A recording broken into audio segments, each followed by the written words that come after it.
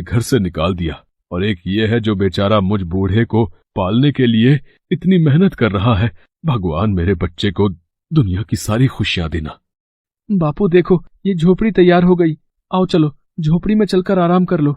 बापू, बापू, ये क्या हो गया भगवान? बापू आंखें क्यों नहीं खोल रहे? बापू, तुम मुझे अकेला छोड़कर क्यों चले गए? मैं इस दुनिया में अकेला क्या करूंगा?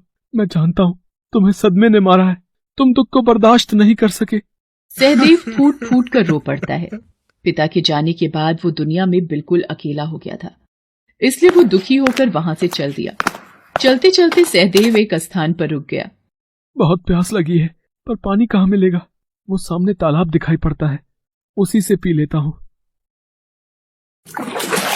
अरे, माँ की निशानी आटा छलनी तालाब में गिर गई। हे भगवान, वो मेरी माँ की आखिरी निशानी थी, वो भी मुझसे छिन गई। मेरे से ये दुख और बर्दाश्त नहीं हो रहे। मैं भी इसी तालाब में कूदकर अपनी जान दे दूंगा। रुको, ऐसा मत करो, ये जीवन बहुत अनमोल है, इसका त्याग मत करो। आप कौन हैं और मुझे मरने से क्यों रोक रही हैं? मैं भला जीकर क्या करूंगा? मेरी माँ की आखिरी निशानी आटा छलनी इस तालाब में गिर गई। सहदेव तालाब की देवी को अपनी दुख भरी सारी कहानी बताता है। सहदेव, रुको, दुखी मत हो, मैं तुम्हारी आटा छलनी ढूंढ लाऊंगी। ये लो तुम्हारी आटा छलनी। पर ये मेरी माँ की आटा छलनी नहीं है। अच्छा चलो, मैं एक बार फिर तालाब के नीचे जाकर देखती हूँ। ये लो, ये रही तुम्हारी आटा छलनी। ये भी मेरी माँ की आटा छलनी नहीं है। मेरी माँ की आटा छलनी कहाँ गई? रुको, मैं एक बार और कोशिश करके देखती हूँ, अब की बार शायद मिल जाए। देखो, कहीं यही तो नहीं है? हाँ हाँ, यही मेरी माँ की निशानी है, यही है मेरी आटा छलनी। सहदेव, तुम बहुत ईमानदार हो। ये लो तुम्हारी माँ की निशानी। मैंने देखा, जब मैंने तुम्हें सोने और चांदी की आटा छलनी दी, वो तुमने नहीं ली, पर तुम चाहते तो तुम ऐसा कर सकते थे। तुम मेरे से सोने चांदी दोनों आटा छलनी ले सकते थे, पर तुम्हें सिर्फ अपनी माँ की निशानी से ही प्यार था, वही तुमने मांगी। ये देखकर मैं बहुत खुश हूँ। तुम बहुत साफ मन के हो सहदेव। मेरी तरफ से सोने और चांदी की ये दोनों छलनी भी उपहार स्वरूप रखो। ये जादुई छलनी है। चांदी की छलनी चांदी के सिक्के देने वाली है, और सोने की छलनी सोने के सिक्के देने वाली है। तुम इस धन से अपने जीवन की नई शुरुआत करो। आपका बहुत बहुत शुक्रिया तालाब की देवी। मैं इस धन से एक नया व्यापार शुरू करूंगा, और माँ बाप के आशीर्वाद से उस व्यापार को चलाने के लिए खूब मेहनत करूंगा। सहदेव वापस अपने गांव आ जाता है और वहीं एक नया और बढ़िया घर रहने के लिए बनवाता है।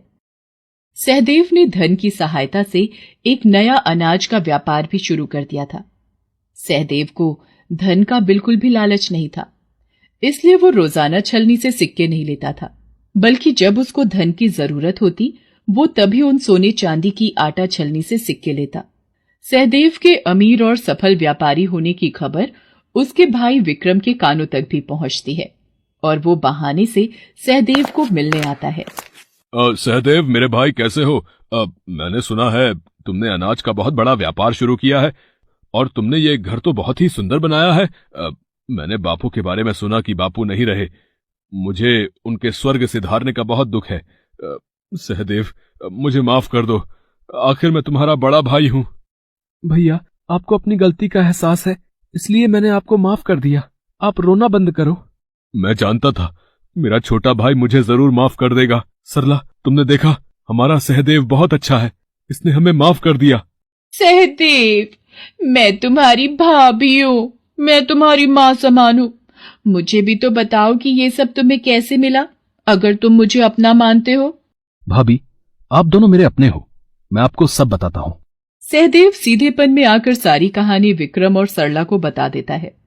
जिस बात की तह को जानने विक्रम और सरला आए थे, वो बात उन्हें पता चल चुकी थी, इसलिए घर वापस आकर विक्रम सरला से कहता है, जाकर आटा छलनी लेकर आ। ये लो, पर इसे तोड़ने क्यों लगे, इसका क्या करोगे? बस तुम देखती जाओ, इसे थोड़ी पुरानी बना रहा हूँ, अब मैं अमीर बनकर ही लौटूंगा। विक्रम आटा छलनी को लेकर तालाब के पास पहुंचता है और जानबूझकर छलनी को तालाब में फेंक देता है और रोने का नाटक करता है। मेरी माँ की निशानी, मेरी आटा छलनी, तालाब में गिर गई।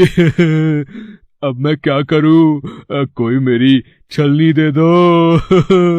वो मेरी माँ की आखिरी निशानी थी। क्या हुआ वत्स, तुम रो क्यों रहे हो? अब मेरी माँ की निशानी, मेरी आटा छलनी इस तालाब में गिर गई। अब मैं क्या करूं? वो मेरी माँ की आखिरी निशानी थी। रोना बंद करो, मैं तुम्हारी आटा छलनी ढूंढ कर लाती हूँ। ये लो, यही तुम्हारी आटा छलनी है ना? नहीं, ये तो पुरानी टूटी हुई आटा छलनी है। मेरी आटा छलनी ऐसी नहीं है। यह तो सहदेव का लालची बड़ा भाई दिखाई पड़ता है। जरूर सहदेव ने भोलेपन में इसे सब कुछ बता दिया होगा और ये जानबूझकर मेरे से आटा छलनी लेने के लिए आया है। इसे सबक सिखाना ही होगा। ये देखो, ये चांदी की आटा छलनी तुम्हारी है। मैं आपको बताना भूल गया, मेरी माँ की निशानी 2 आटा छलनी है, एक चांदी और एक सोने की। लालची मनुष्य, तुम्हें शर्म नहीं आती? कितने बेईमान हो तुम। मुझे सहदेव ने सब आप बीती सुना दी थी। तुमने अपने भाई और अपने पिता को घर से निकाल दिया और अब जब वह अपना जीवन सुखी सुखी व्यतीत कर रहा है तो तुम उसमें भी अड़चने पैदा करना चाहते हो। तुम्हें कुछ नहीं मिलेगा, तुम यहाँ से जा सकते हो। तालाब की देवी, तुम मुझे जादुई सोने चांदी की छलनी दिए बिना नहीं जा सकती। रुको, मैं तुम्हें ऐसे नहीं जाने दूंगा। बचाओ बचाओ, मैं डूब रहा हूँ। मुझे माफ कर दो तालाब की देवी, मैं झूठ बोल रहा था। मैं कभी लालच नहीं करूंगा। मुझे मरना नहीं है। तभी विक्रम को लगा कि किसी ने झटके